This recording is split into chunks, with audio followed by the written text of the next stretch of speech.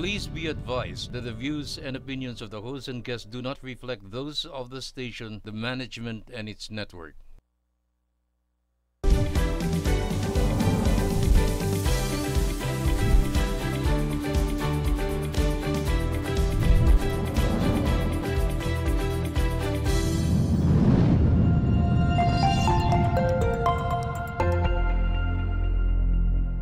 Good day sa ating mga televiewers. Ito po si Yusek Gani Makatoman mula sa Department of Trade and Industry.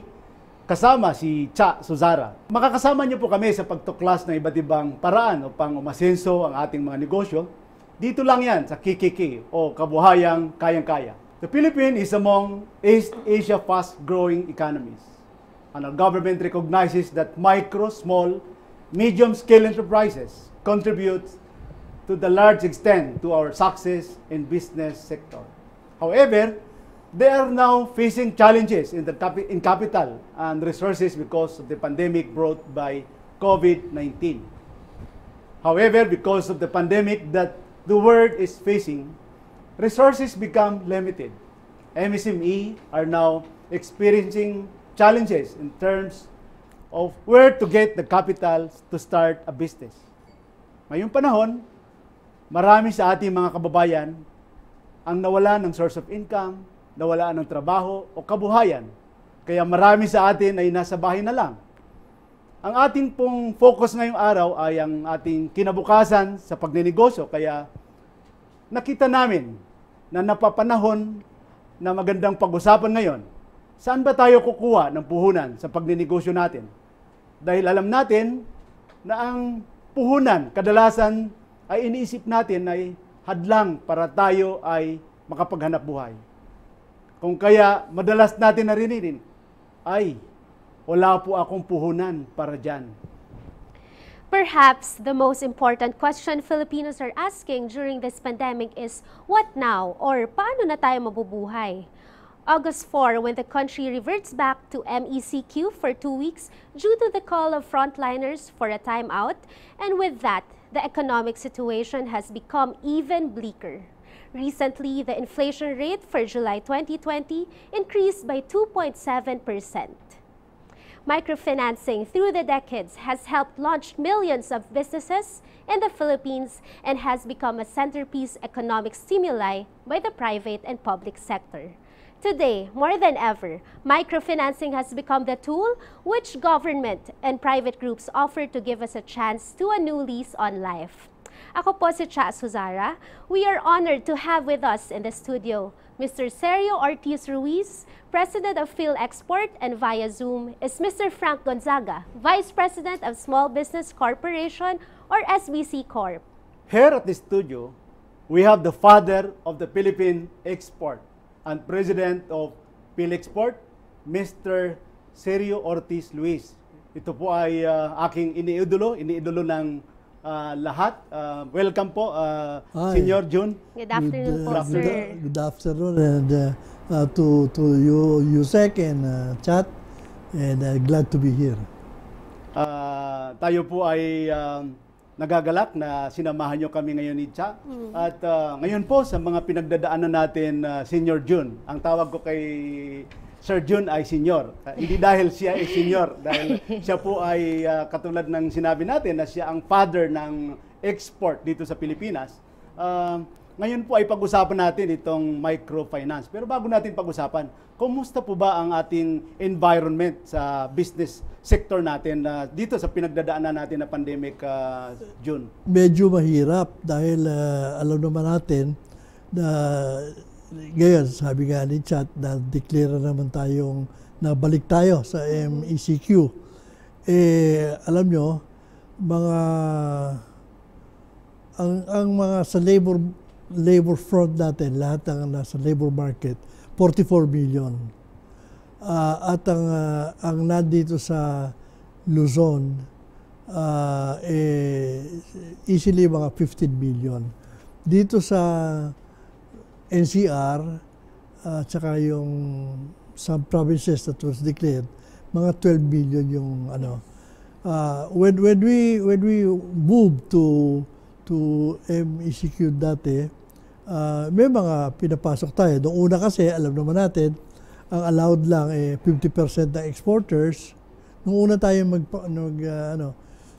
and then 50% ng mga food processors, tapos yung mga services. Yun yung una, yun yung batch, few 100,000 was able to work. No? And then nung mag-MECQ tayo noon, meron mga pumasok, unti-unti. Nung una, napakabagal eh. Well, frankly, because of the transportation, hindi naman nila binigyan ng mass transportation. So obviously, even those who are willing to work could not come to work. And then naging GCQ tayo. Hindi pa rin nakakapasok yung marami doon sa pwede na. No? So ngayon bumalik tayo, yung mga nakapasok from the beginning, mga 2 to 3 million yun. Back to barracks na naman sila. No? Wala naman trabaho yun. Ang worry namin is, sabi nga ng gobyerno, limited naman ang resources natin. So ngayong 2 linggong susunod na to, we hope that the government will be able to assist them. Because yung mga, sa dami ng mga hindi na naman magtatrabaho ngayon, madami dyan, many of them are really no work, no pay people. Yes. And then, so yung kita natin, the jeepney drivers, some of them are already being allowed to come in.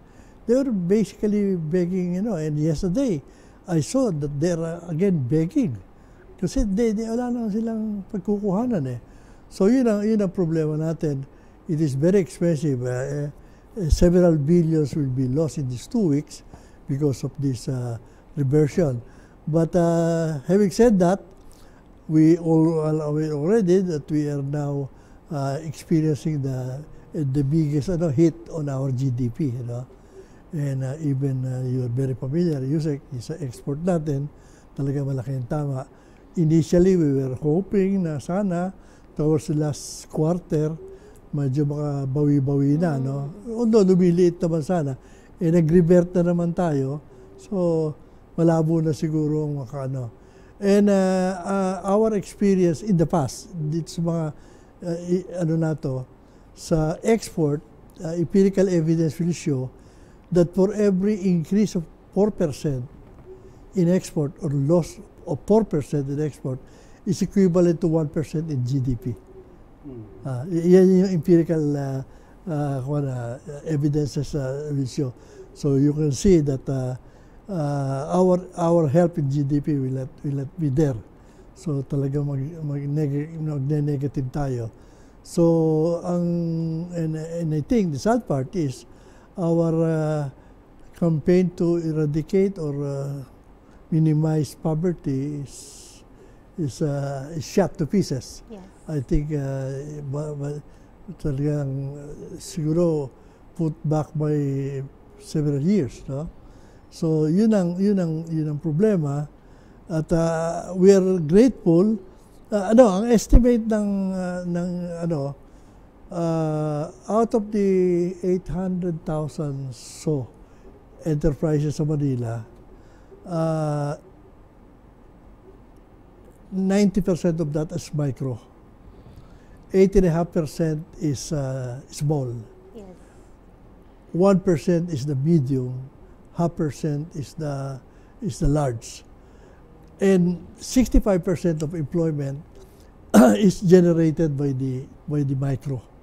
So you can see that yung mga micro na marami dyan, ang estimate of the last figure that I saw estimate is 40% of the micro when this pandemic started will not be able to operate. 40% dyan. So you're really talking about 40% of 6.5 Opo, malaki po yun. of 65% of the employment a year will patayon, no? At because of this 2 weeks extension reversion, malaki na naman madadagdag. So we are grateful that the government, at least DTI, talagang inumpisahan yung help do sa micro small enterprises. But we were hoping that it will be a bigger amount. 1.5 billion yata yung una, no? And we heard that another 1 billion is going to be given. We were hoping sana doon sa stimulus fund na mga 11 billion man lang sana ang ibigay para sa micro, small, and medium. Mukhang hindi nakasama.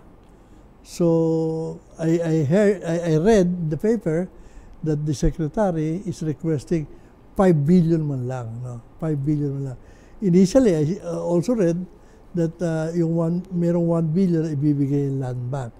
Pero I doubt very much if the conditions will be similar to the original condition of SB Corporation, which is really good, no? Parang something that will really encourage those who are needy to come back.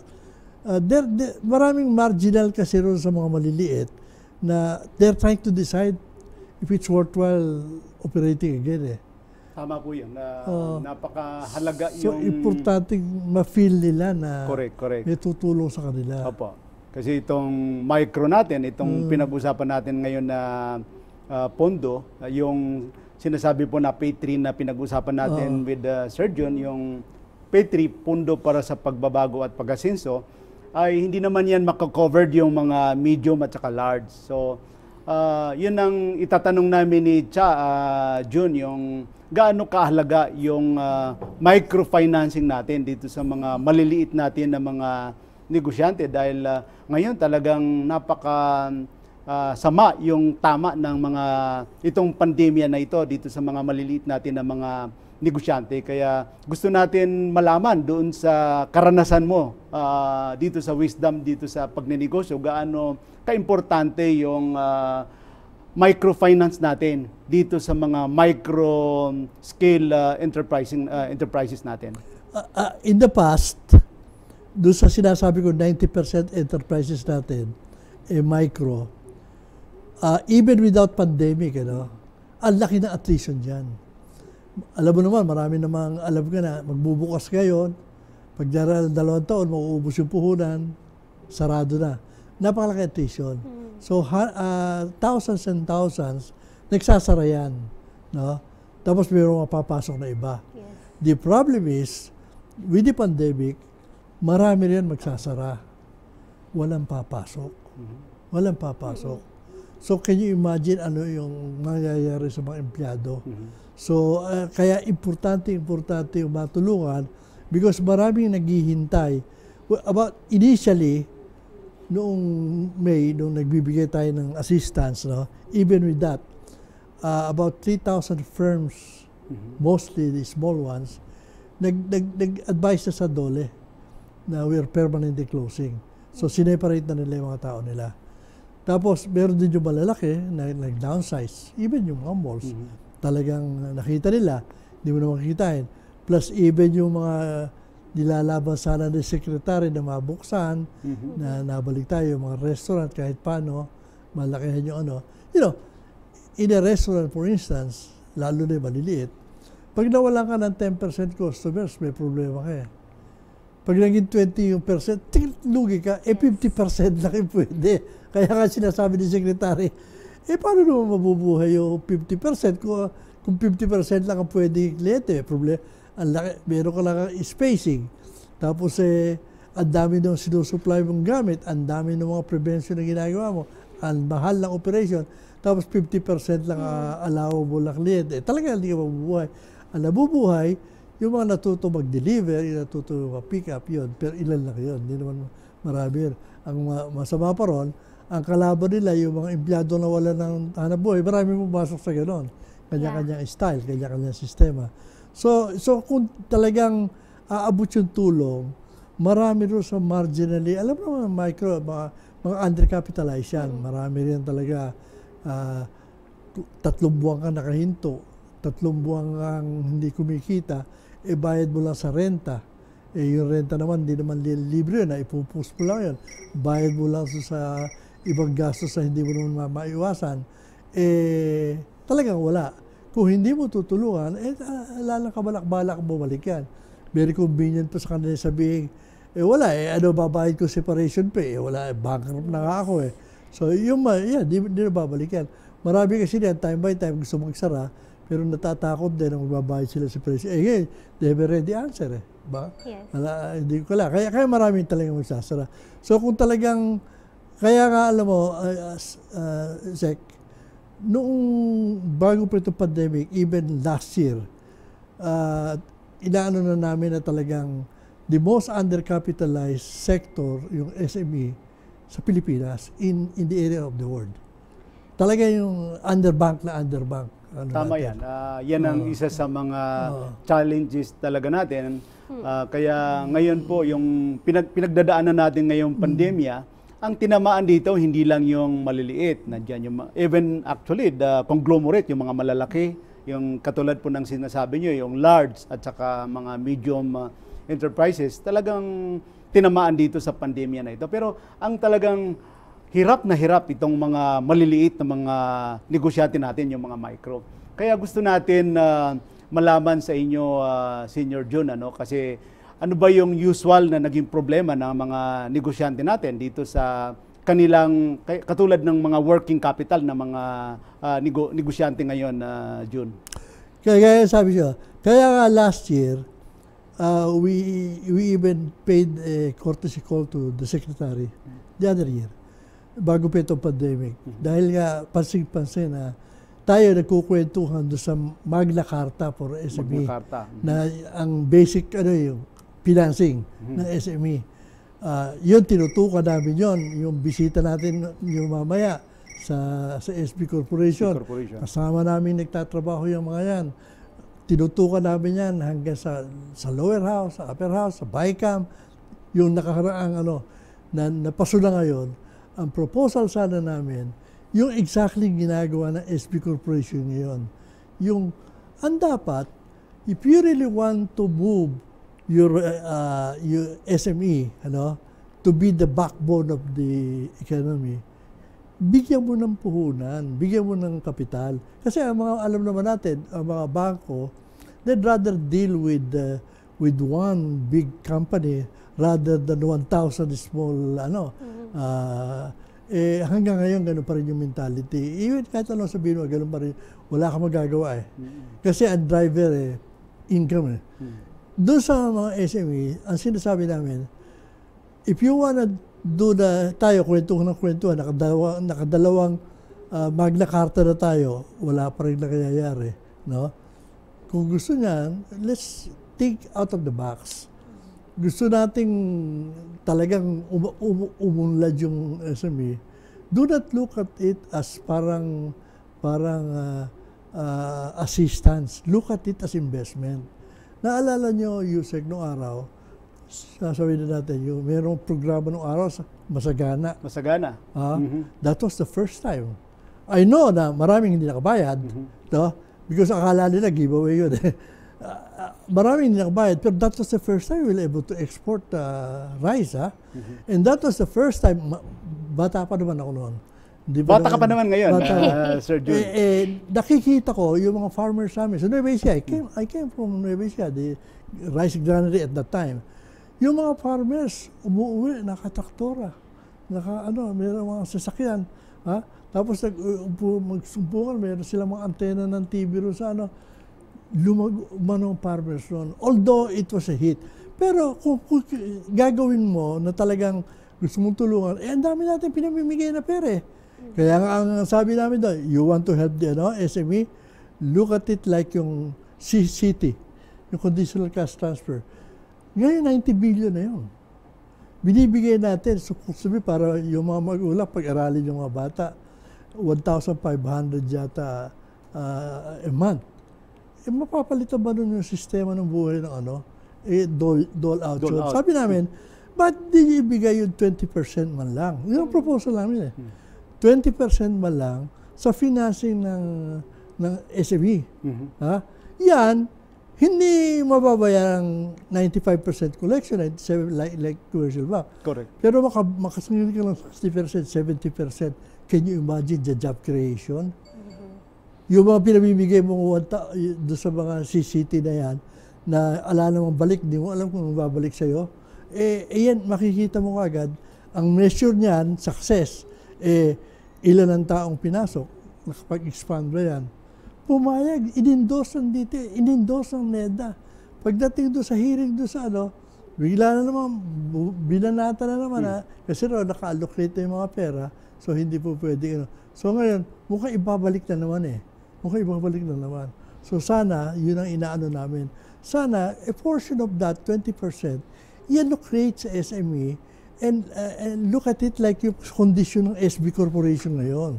Pag ganun ang ginawa, hindi tayo nakikinig na kwentuhan. Marami sa atin, kwentuhan tayo ng kwentuhan. Gagawin ng kakapitbahay natin, tayo hindi natin gagawin.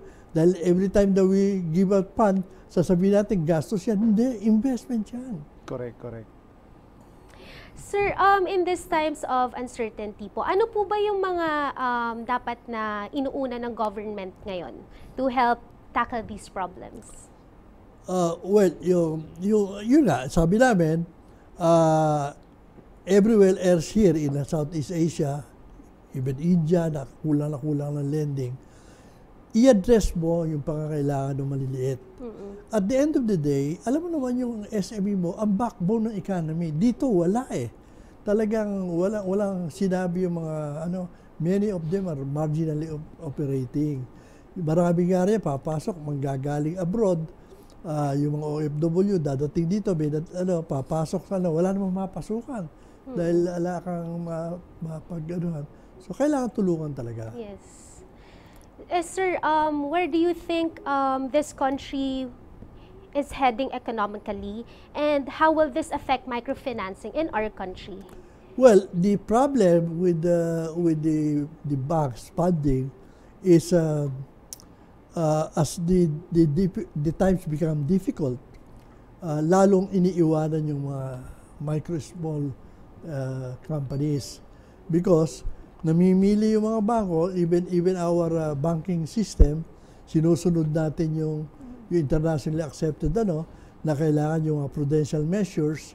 So pag sinabing maliit na kumpanya yan, bibigyan ka agad ng Bangko Sentral according to the rules, kailangan dyan meron kang mag-ingat ka na, mataas ang interest yan dapat. So lalo nahihirapan. Yes. So yun na sinasabi namin, only the government can really invest in them. At ngayon ang tsansa na maipakita ng gobyerno na tatayaan nila, that they will, tatayaan nila ito mga small companies. At the end of the day, ito magsasalba sa atin. Correct. Maraming salamat po, Sir Jun.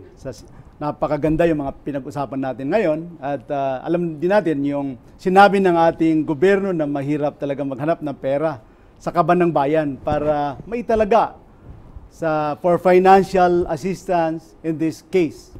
So where will the government and the private sector as well as the NGO get the necessary funding sa panahon ng crisis na ito? Ilan yan sa mga importanteng sasagutin dito sa KKK or Kabuhayang Kayang-Kaya. We will return for a short reminder.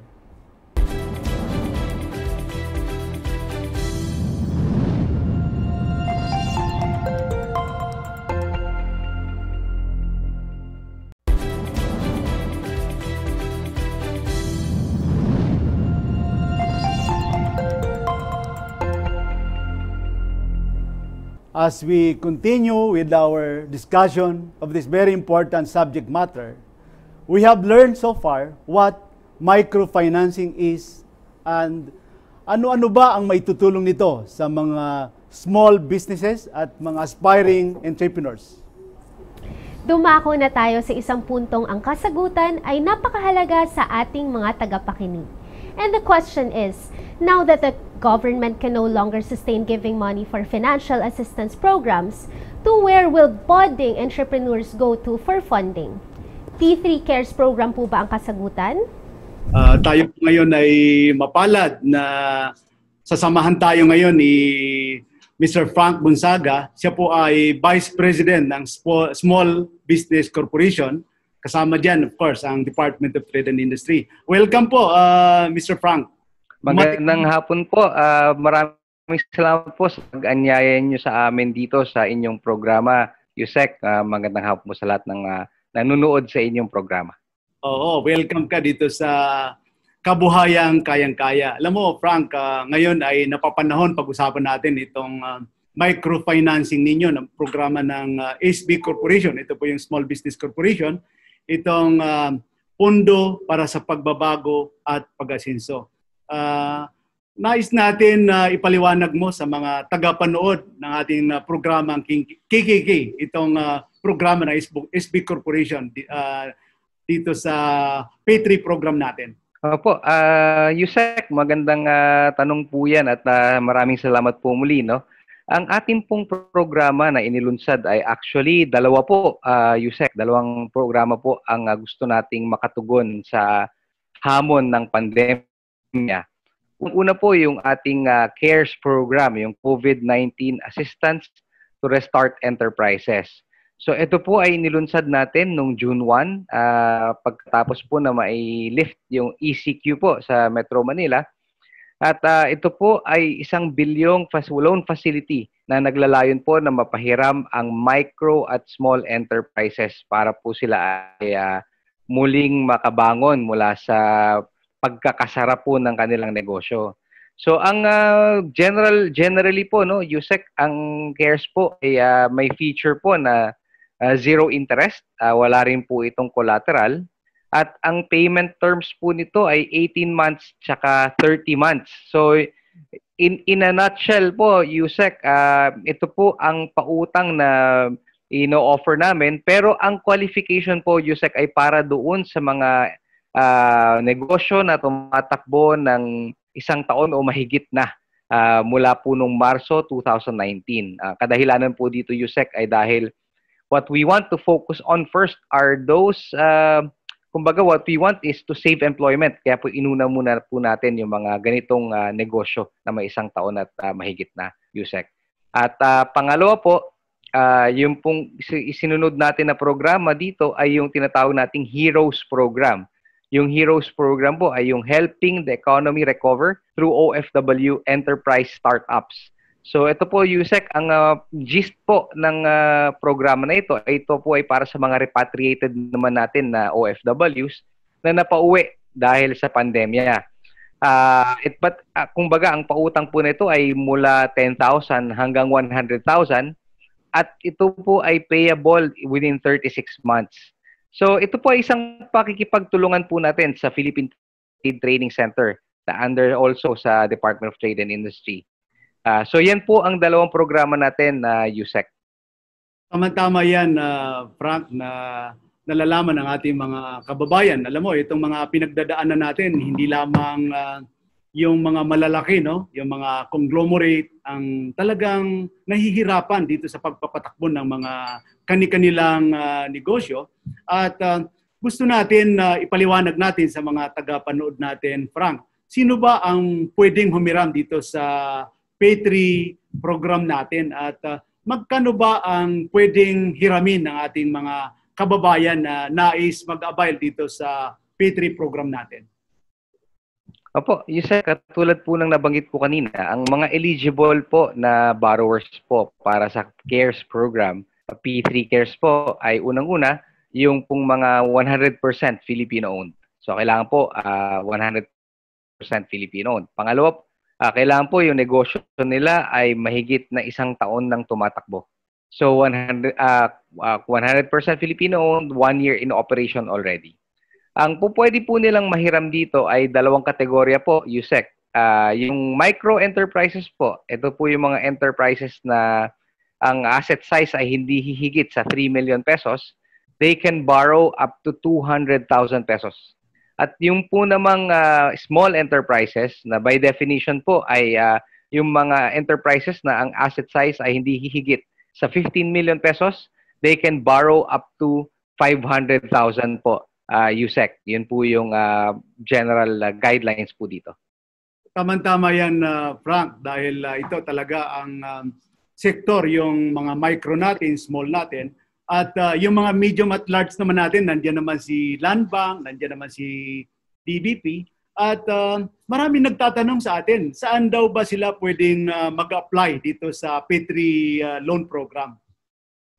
Opo, Yusek, ang ating pong unang run, no, the first run of the CARES program was actually temporarily suspended noong pong June 18. Pero ngayon pong August 17, muli po namin itong bubuksan. So ang ating pong mga interesadong mga negosyante na gusto pong mag-avail ng program na ito ay mag-a-apply lang po online. So meron po tayong mga anunsyo sa ating website. That's at www.sbgfc.org.ph. Nandyan po ang link kung saan po, pag kilinik po nila, idediretsa po sila noon sa ating application portal. Yusek, doon na rin po nila kailangan isubmit yung mga requirements po nila. Doon na rin po nila isasubmit lahat po ng patungkol po sa kanilang ina-apply na loan facility. Tama-tama yan, Frank. May nagtanong sa akin kanina na itanong ko raw sa iyo. Kasama ba dito na pwedeng mag-avail dito sa P3 natin yung mga online sellers daw natin, ng mga negosyante, mga entrepreneurs? Ay, opo. Yusek, lahat po ng negosyante ay gusto po nating matulungan sa pamamagitan ng programang ito. So wala po tayong pinipili.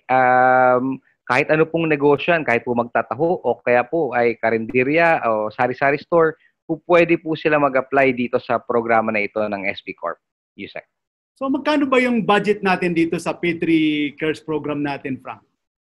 Bali po sa ngayon, nung una po, Yusek, nag-alat po tayo dito ng 1 billion, pero meron po tayong i-alat muli na 1 billion dito. So ang total po natin dito ay 2 billion na Yusek. Tapos meron po tayong allotted na 100 million para naman po doon sa Heroes program na nabanggit po kanina. Tama-tama yan. So siguro, Frank, baka pwede na rin natin ipaliwanag sa mga taga-panood natin. Ano ba yung mga requirements, basic requirements na pwede nilang ihanda at pwede ba silang mag-apply online para ang ating mga taga-panood ay makaumpisa na sila sa kanilang mga application via online, or ano ba yung mga basic requirements natin para sila ay makapag-apply? Po, Yusek, ang mga requirements po ay naaayon sa kung magkano ang hihiramin po, no? So kung mas maliit po na amount ang hihiramin, mas konti po ang requirements. Sa mga application po na 50,000 and below, ito po ay mga micro, no? 50,000 lang po ang kailangan pababa. Ang kailangan lang po ay ang government-issued ID. Kailangan po ng barangay certification. Kung wala pong DTI permit, barangay certification po na nagsasabi na ang negosyo na yan ay tumatakbo na ng mahigit 1 taon. Yung application form po na nandoon sa ating website at saka po proof of billing address. Pero para po mapabilis palalo ng SB Corp ang pag-process po na itong loan applications po, no?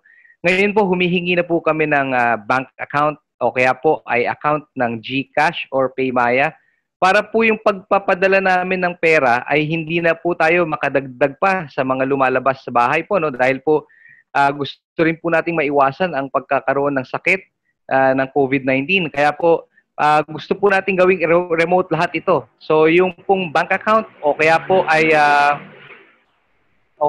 ay account ng GCash at Paymaya, po pwede na rin po ito na i-nominate. Tsaka po may hinihingi na rin po kami na dagdag na picture ng negosyo para po mapabilis dahil ngayon po, no, Yusek, dahil po doon sa naging experience namin doon sa unang run ng ating programa, medyo nagtagal po tayo sa pag-verify po ng negosyo na yan.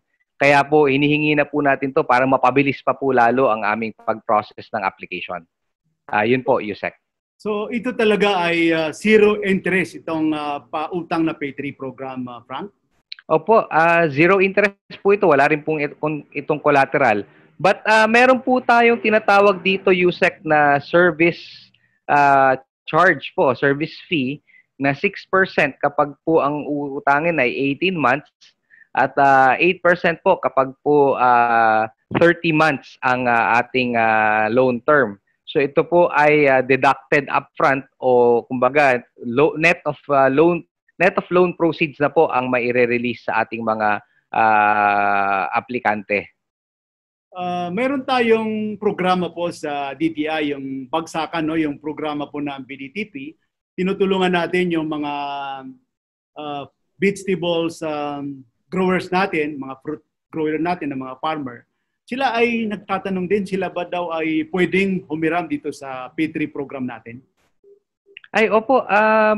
Yusek, actually, ang minimum loan amount po natin dito ay 10,000 pesos. So, kung ang kanila pong pangangailangan ay 10,000, po pwede po sila manghiram. Yun nga lang po, Yusek, uulitin ko po, no? Ang eligible borrower po natin ay kailangan may 1 taon na tumatakbo ang negosyo. So, yung mga bagsakan po na partner po ng DTI at ni VP ay kailangan po 1 taon na po silang naghahanap buhay doon sa negosyo na yan. Alam mo, dito sa P3 program natin, talagang maraming mga kababayan tayo na mga maliliit na negosyante talaga na natutulungan ninyo. Gusto ko lang din i-share, no? Alam mo, sa Davao noon, kasi alam mo, ang mahal natin na presidente, nung mayor pa siya, nakikita niya, kahit madaling araw, yung mga palengke-palengke na maraming tao na yung mga negosyante sa palengke, nakapila sila na may mga, pati yung mga tinatawag natin na 5-6 ay talagang pinapatuloy. So nakita talaga ni Presidente kung gaano kahirap yung gawain o yung paghahanap buhay ng ating mga maliliit na negosyante. Kaya congratulations dito sa programa natin na P3 kasi talagang napakalaki ang naitulong dito sa mga micro business enterprises natin. So baka mayroon pa po kayong mensahe, Frank, dito sa mga maliliit natin na mga negosyante na paano pa natin sila matulungan. Baka may mga panghuling mensahe po kayo, Frank. Yusek, tama po kayo. Talaga pong maraming kaming pagpapasalamat dito po sa pondo na inilaan na ito ni President Duterte para po sa mga micro and small enterprises po ng ating bansa. Ang kailangan po talaga ng ating mga maliliit na negosyante ay access, kumbaga liberalized access to these kinds of loan facilities. In behalf of the Small Business Corporation, Yusek, kami po ay nangangako at kami po ay magpupumilit na mas lalo pang paramihin at kumbaga paigtingin pa ang aming pagsisilbi sa mga micro and small enterprises upang sa gayon po, alam po natin na itong pandemya na ito ay isang napakabigat na suliranin na dumagok po sa atin. No? Kaya po pipilitin po natin na padaliin, pabilisin ang access to credit at upang kami ay makatulong sa pag-ahon po ng mga negosyo. Alam po natin na ito lang po ang isa sa mga paraan na makakaahon po ang Pilipinas sa kasulukuyang pandemya na ito. Maraming salamat po, Yusek, sa pagbibigay po sa amin ng pagkakataon na maipakalat ang aming programa. At kami po ay muling nananawagan din po sa ating mga kababayan na always please stay safe. At sana po ay practice always frequent hand washing at saka po yung physical distancing. Yun po. Maraming salamat po, Yusek. Maraming salamat po sa inyong programa. Maraming salamat sa pagtanggap mo para maging guest sa aming programang Kabuhayang Kayang-Kaya, Frank. Maraming salamat sa team ninyo dito sa Small Business Corporation at mabuhay po kayo. Mabuhay po.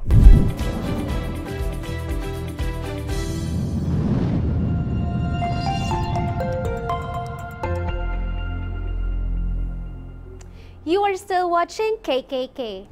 As we continue with our topic of microfinance, KKK further asks if there are any incidents or stories during the quarantine when one client or entrepreneur successfully grew his business and would be a sort of inspirational stories for Filipinos out there.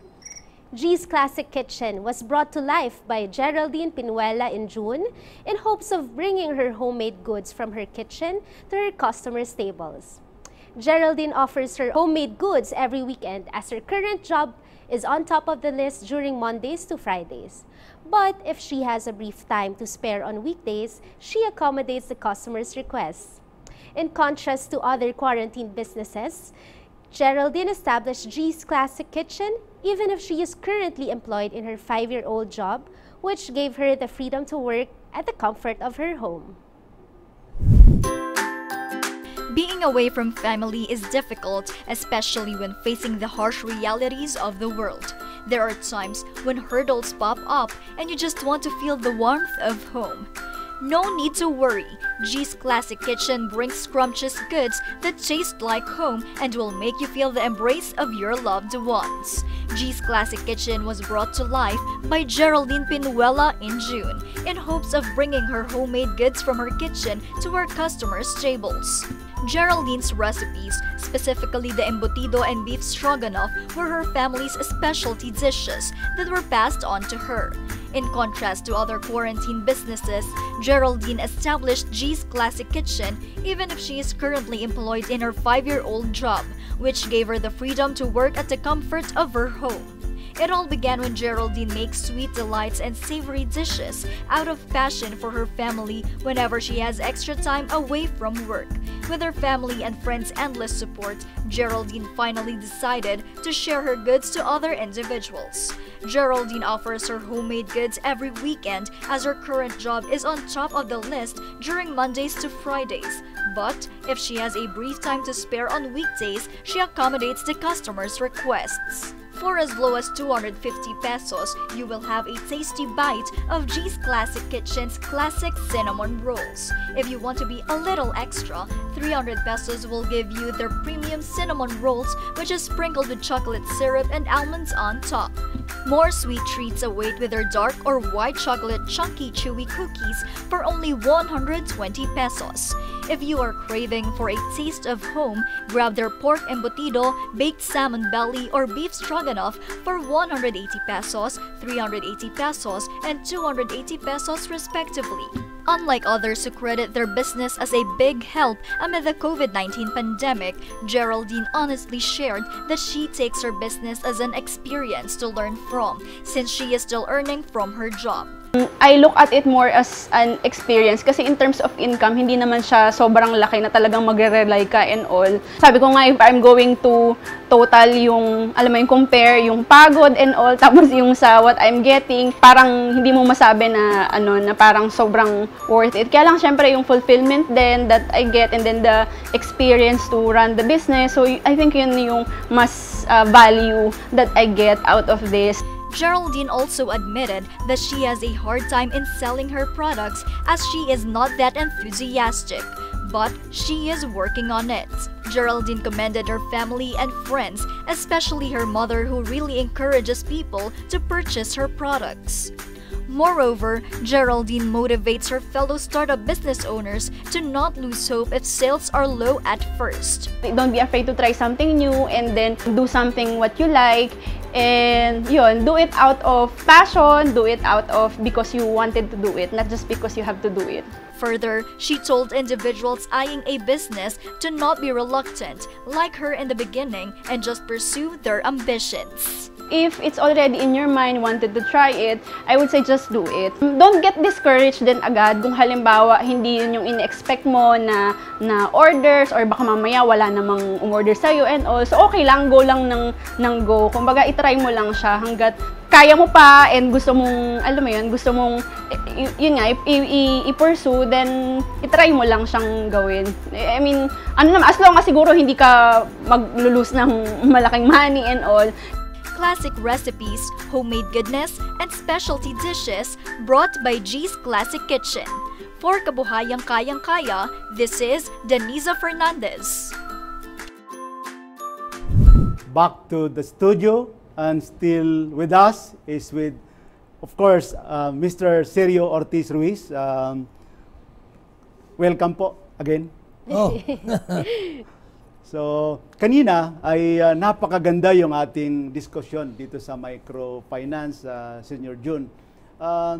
Ano ba ngayon ang mga nakikita natin na pinagdadaanan ng ating mga negosyante? Of course, ngayon po, kayo ay father of the export ng Pilipinas. Ano ba ang nakikita natin, Senior June, na pinagdadaanan natin? Lalong-lalo na yung mga nawawalaan na ng mga kapital. Well, palagi ko, pare-pareho lang naman tayo ng pinagdadaanan ngayon. Hirap na hirap, lalo na yung, yung mga maliliit na negosyante. Marami dyan talagang matter of life and death. yung desisyon na gagawin nila kung tutuloy pa sila o hindi. Mabuti na nga lang, merong mga programa kagaya din sa SB Corporation. Meron nga pala akong gusto yung tanong kanina nung nag-uusap kayo. Yung additional 1 billion na galing sa Land Bank, pareho rin ba ng kondisyon pag pinautang nila yan? Tama yun.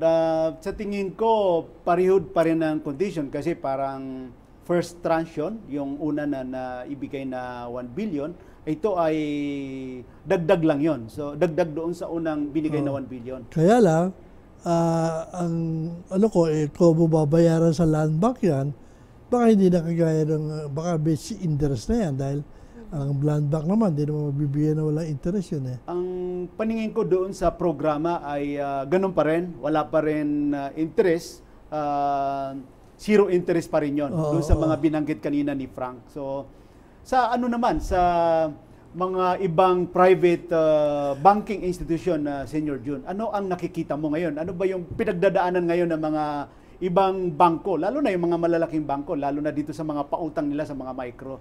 Well, sabi ko nga, in spite of sinasabi ni Presidente, sinasabi na ating mga, dapat ay luwagan nila yung mga micro, lalo na ngayon, hindi yun na nakikita ko.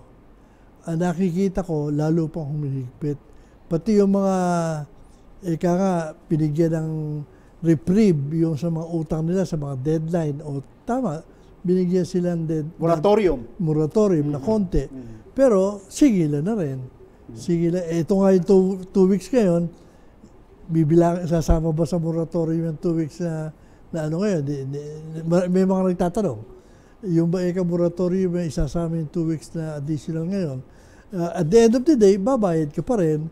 At kung alam naman natin na ang mga bangko nahihirapan din dahil marami siguradong mga failures na sa mga loan na hindi makabayad, talagang palagi lalo maghihigpit. At pagka magpapahiram din sa mga microfinance, lalo siguro sila mag-iisip na napakahirap na so, kaya nga talaga inaasahan lang natin dito yung gobyerno pa rin. Kung talaga tayo tataya sa mga micro, small, medium, talagang gobyerno lang po pwedeng gumawa nun. Nandito ka rin lang, Senior Jun. Nais namin malaman ni Cha. Of course, yung export ay talagang, pagka sinabi mo yung Philippine export, si Jun Ortiz Ruiz yan. Ano ba ngayon ang mga pinagdadaanan ng ating mga exporter? Kasi itong export industry po natin ay napakahalaga, lalo na. Not only yung services at lalo na po yung mga ini-export natin na mga raw materials or marami tayong napakalakas natin ngayon sa export. So ano ba ngayon ang pinagdadaanan ng ating export industry? Well, nandun tayo kanina sa meeting ng Export Development Council at nakita mo naman na nagsalita yung, for instance, yung si Miss Mila Lacson na nagre-represent sa mga gift toys and housewares na na nung una sana feeling nila medyo bumabalik na yung order, kaya lang hindi ganun kalakas. Ngayon medyo na-shut na naman dahil dito sa 2 weeks na moratorium, hindi nila malaman kung mawawala na naman yung mga buyers. Talagang medyo mahirap gumalaw, at ang isang problema pa ngayon, napakahirap ding mag-deal dun sa customs, saka sa mga port nahuhuli. Marami nga nagkukomplain na shutdown daw sila dahil sa pinatanong na natin doon sa customs, bakit gano'n na walang makakausap dahil hanggang maaari paperless tayo ngayon pero mukha namang pinipilit nila. I hope na yung computerization nila gumalo na. Plus, nung una, yung mga nagrereklamo, yung mga sa delivery, lalo na sa pagkain, na nung una tayo hanggang ngayon nararamdaman pa rin ng iba, na although dapat unimpeded ang delivery ng mga food at food supplies, lalo na sa export, hindi pa rin nangyayari dahil kumisan hindi magkakatono yung mga requirements ng IATF tsaka ng mga provincial at mga LGUs. So, isang example for instance, may mga exporters na tayo na kumukuha na supply sa Mindoro, kumukuha na supply sa Batangas, sa Laguna, pag dumating yung supply nila, sige, tumanggap kami ng order, so everyday, di-deliver kayo. Pagbalik doon, walang diba-diba, i-quarantine yung yung driver at saka pasahero ng porte. Paano po pwede sa export yun? Ilang beses na nagre-reklamo, hindi naman masolve dahil iba-iba nga yung requirement nila, iba-iba yun. So maganda yun, narinig ko na sinasabi ngayon na nire-request, i-unify nila yung mga requirements para hindi iba-iba yung hinuhula. Pati nga curfew, iba-ibang oras So hindi malaman ng mga tao kung na unify nila yun siguro mga dapat na adjustment. Talaga hirap ang exporters. Marami nga sa exporters, so una magbukas, sige, pwede kayo magbukas, 50% lang, tapos ang huli, pwede ng 100%. Pero hindi rin nakaka 100%. Unang-una, yung distancing, yung opisina mo, kulang naman. Hindi mo naman po pwede papasukin lahat. Pangalawa, yung susuplayan mo lahat ng gamit. Pangatlo, nagkaroon pa ng issue sa testing. Buti na lang, hindi naging mandatory yung testing. Na nagra-rapid test sana noon. Ngayon, sinasabi lang, bali wala yung rapid test. So, gulong-gulo rin yung mga So, talagang yung mga exporters, ala pang palagay ko 50% noong dating workforce na pumapasok ngayon. Kaya napaka-importante talaga, June, yung kooperasyon dito ng bawat isa. Of course, lalong-lalo na po sa private sector, sa inyong sektor at ang ating gobyerno. And of course, ang ating mga mamamayan, lalo na po yung mga negosyante natin. At nais natin tanungin si Senior June, mayroon ba tayong payo sa ating mga kababayan na mga entrepreneurs? Of course, sa lawak ng experience nyo po sa pagnenegosyo, malaki na kayo masyado at baka po mayroon tayong pwedeng ipayo sa mga entrepreneurs natin na nakikinig sa atin. Yes, makakatulong po yun, sir. Well, ako sinasabi namin at gaya ng hanggang maaari sana, huwag kayong, don't throw in the towel. Dahil marami pa naman changes na darating. Nakaka-discourage kayo dahil maraming problema. Pero unti-unti namang nasosolve yung mga problema sa coordination, sa yung mga assistance. Kung makahukuli man yung tulong doon sa mga kumpanya, doon sa mga medyo pagtsagaan. So ang sinasabi natin, kaysa sa magdi-declare kayo na close shop, itabi muna nyo, medyo pwede naman, pumapayag naman ng DOLE na yung mga tao nyo, itabi muna nyo temporarily, huwag na muna nyo i-terminate. Sabi mo lang, para standby lang sila, pwede naman yun, At para nung pag bumabalik na yung negosyo, tawag kayo tawag. Mahirap mag-train So, wag muna. Hanggang maaari, kung talaga rin lang may pag-asa pa at mayroong tulong, na inaasahan, wag muna kayo susuko. At yan naman very resilient naman tayo. At palagay ko naman towards the end of the year, magliliwanag na yan. At next year, pwede naman natin pustahan, positive na tayo. Yes. Maraming salamat sa iyo, Senior June. We hope that we have given you more knowledge and get you interested in microfinancing business and got aware of our government's effort in promoting microfinance. We have confirmed that it can make your business use money with less interest rate than loan sharks doing 5-6.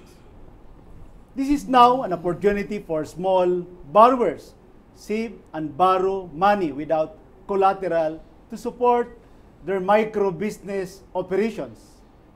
Just like any business relationship, the microfinance institutions, banks, NGOs, or cooperatives, and the borrowers should together create a symbiotic relationship. Both of them must grow together and reduce the risk associated with lending to small borrowers. Maraming salamat po kay Vice President Frank Gonzaga ng Thank you, sir. Small Business Corporation, and of course ang aking iniidolo, ang iniidolo ng lahat, the father of Philippine Export, President Sergio Ortiz Luis. Sa amin pong mga minamahal na manunood, sana ay nakatulong po ang pinag-usapan natin tungkol sa P3 at ang pinag-usapan natin ngayon na microfinance. Kung may nais po kayong episode na na-miss, maaari niyo pong mapanood through our Facebook page. Just visit Kabuhayang Kayang-Kaya on Facebook and YouTube at Abdul Ghani Makatoman. Please like and share and subscribe. Magsama-sama po tayo muli sa next week ng episode ng Kabuhayang Kayang-Kaya. Lagi po nating tatandaan, ano man ang sakuna, ano man ang problema, kayang-kaya natin ito. Kasama ko si Cha Susara. Ako po si Ghani Makatoman mula sa Department of Trade and Industry. Magandang araw po sa inyong lahat.